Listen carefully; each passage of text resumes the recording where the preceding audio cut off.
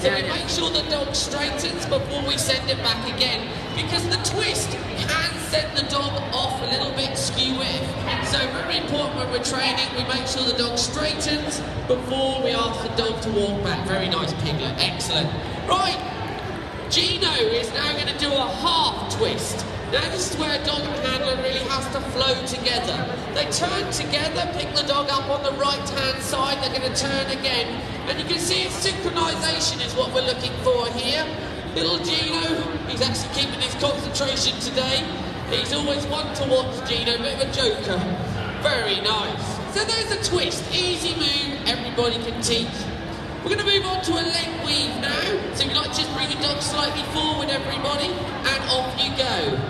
Into their leg weave, they're using 2 treats, one in each hand, and they're taking the dog through the legs. Take your treat down fairly low, so the dog can really see the food. You can see here with Piglet, we've really got the treat right in front of her nose, showing her where to go. Right, so they're into the leg weave there, like Millie here. She's following her food, so now we're not going to have so much food in our hands. We're going to motion with our hand through the leg, and when the dog gets back to the left-hand side, we're going to reward it. So we're now actually wanting the dog to perform the action, and we're introducing the command without the hands too much. We'll gradually build this up until we don't move our hands much at all. Here with Gino, see how the handler's giving a body signal, which will help when they're in a routine. The dog will read the body signal rather than follow the hands. So a leg weave, easy enough, that is, but not so easy when you've got to walk and do it at the same time. So little Tilly here is going to show you the traditional forward walking leg weave. Requires a great sort of combination of team because they need to be skilled, the dog needs to be looking for that leg to go under. Now you can see with Tilly, she's looking for the leg, and that's what we're looking for her to do as she's going through there. That's it, pick your treat up. Well done. Excellent. So we're looking for a flow through that. But if you had a big German Shepherd, it wouldn't flow quite so well because you've got to wait for the whole body of the dog to go through. So what we want Millie to do is Millie's going to come forward and she's going to do a side-to-side leg weave. Now this is much better for your bigger dog. Look what the handler's doing here is she's moving nicely away from the dog, which is making that figure of 8 larger, and it means the bigger dog can really flow through. Again, Millie's looking for the leg to go under as she's given the command weave. Very nice. Millie's getting her brain in gear now, that's good. Excellent. Right, Piglet, up to the top for me, please. And Piglet's going to show you a weave in a different direction. If you've got a really fast dog that weaves really fast, okay, the walking backwards of the handler means the handler doesn't have to walk that fast, but the dog has to do all the work. So it's just quite useful if you've got a very fast dog, because if you've got a forward walking a fast dog, you've got to keep up with it and go at 90 miles an hour. But you can see here, Piglet, she's got the long way to go, so it makes it a lot easier for the handler to slow it down. Okay, well done, Piglet.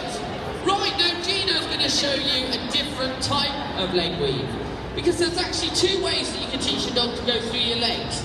All the dogs you've seen up to now, when they come on the left or right, they come back to the normal heel work facing forward position.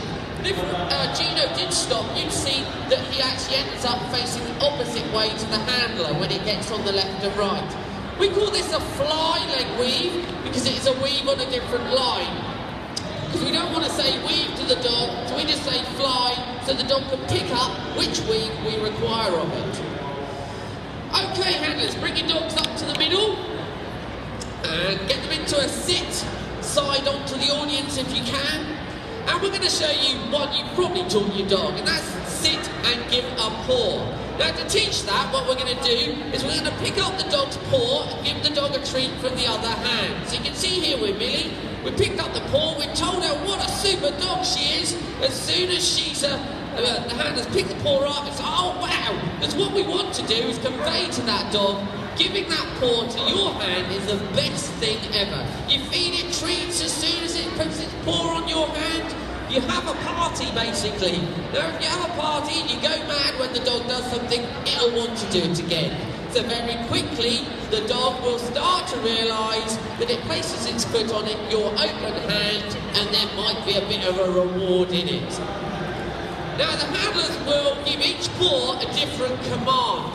Again, very important, in a routine you might want a specific paw, so you don't want to go paw and paw, because how's the dog to know which one you want? But you can see we've got some school dogs here today, and you don't want to keep bending down. So these handlers, what we're going to do now is show you how to teach your dogs to foot target.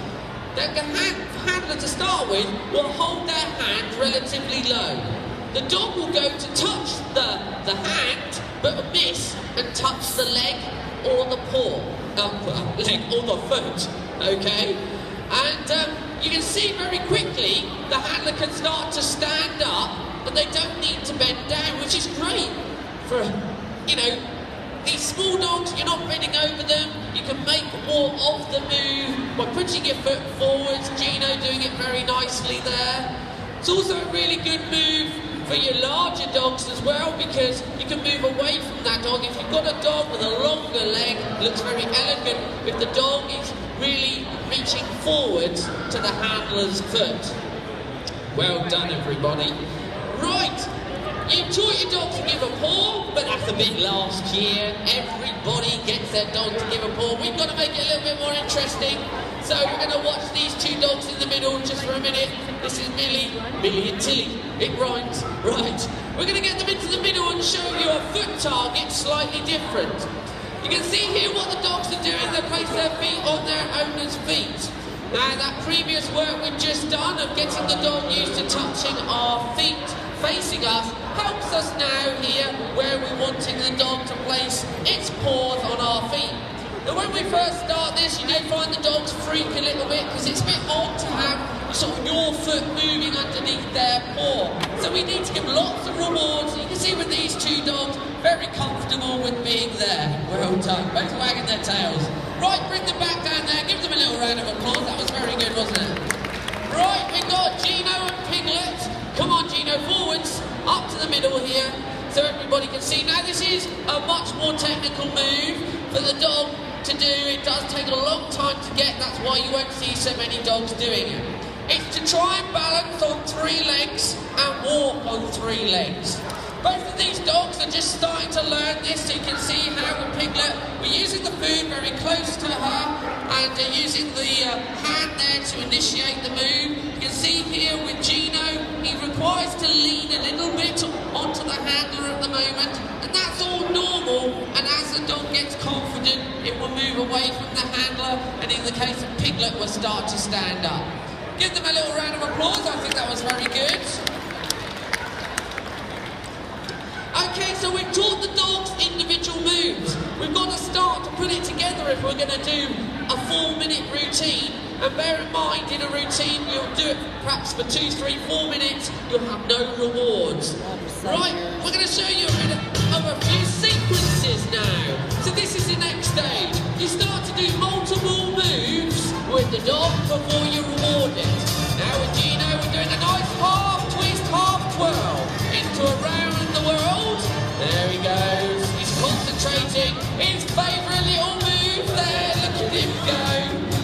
That's little Gino the Louchin. He did that well. Give him a round of applause. Very good. Right. And here we have little Tia. Now, if you didn't join us earlier, Tilly is completely deaf. She's a rescue dog. And Tony's not had her that long. I think it's only about perhaps a year and a half.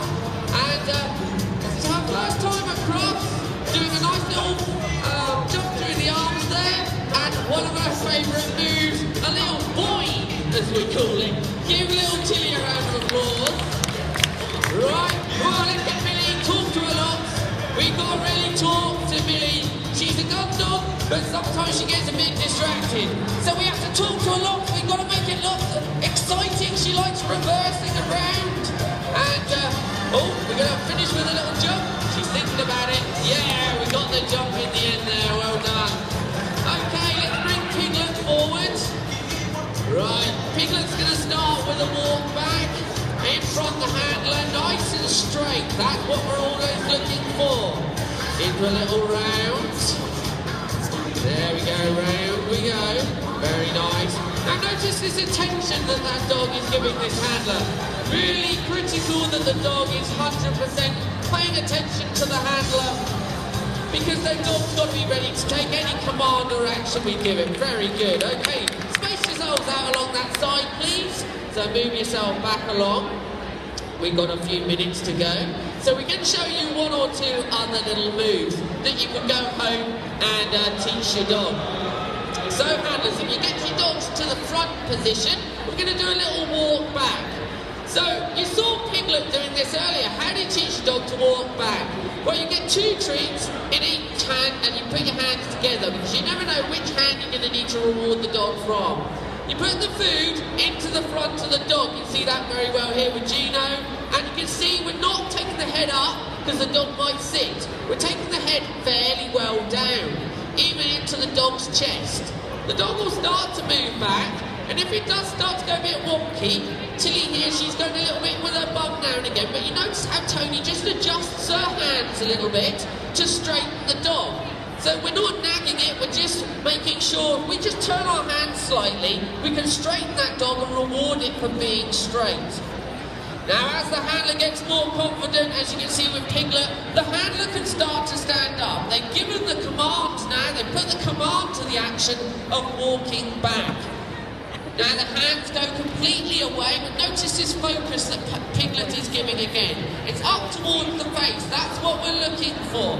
That constant attention from the dog. We don't want a dog looking around the arena, especially if you're down there in the main arena, there could be 5,000 people sitting there. You don't want that dog looking around. Okay handlers, bring your dogs back down this end. Right. If you'd like to place your dogs into a bow for me. A bow is a really nice traditional way to finish your routine. Tilly does a very nice bow here. That finishes our display. If you do want to come and meet the dogs and got any questions, we'll be out the side over there. Thank you very much. Thank you very much.